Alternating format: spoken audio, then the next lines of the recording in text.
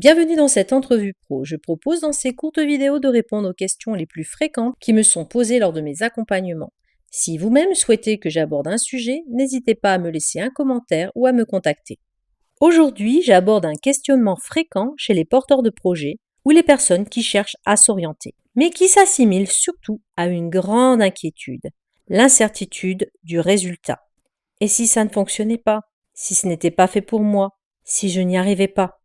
On peut répondre de nombreuses manières à ces interrogations et aujourd'hui, j'ai surtout envie de parler d'un mot que j'aime tout particulièrement, la sérendipité. Sa définition au sens strict original est la conjonction du hasard heureux qui permet au chercheur de faire une découverte inattendue, d'importance ou d'intérêt supérieur à l'objet de sa recherche initiale et de l'aptitude de ce même chercheur à saisir et à exploiter cette chance. Pour moi, c'est donc le fait de partir dans une direction sans crainte de résultat, car on se met alors dans la conviction de découvrir sur cette voie des expériences inattendues et ainsi de les utiliser dans son projet.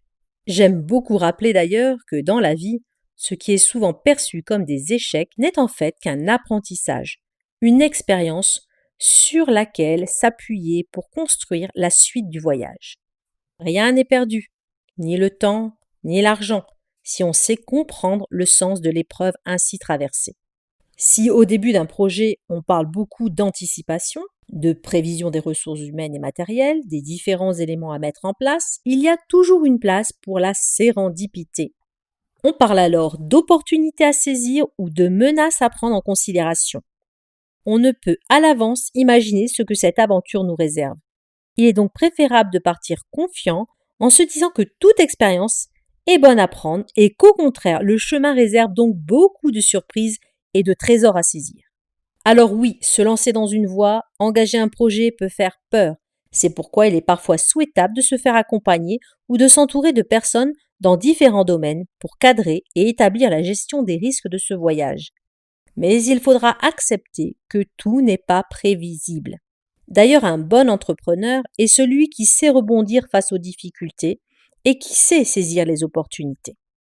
Le voyage n'est beau que par ses rencontres imprévues, car s'il est important de visualiser l'objectif attendu, il est tout aussi important d'imaginer qu'il réserve des surprises qui peuvent l'enrichir.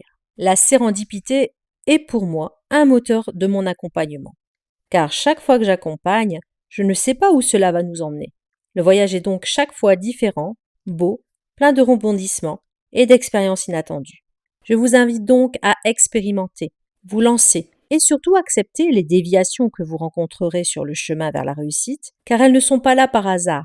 Au contraire, elles sont là pour vous offrir des raccourcis vers la destination finale ou des détours qui enrichiront l'arrivée.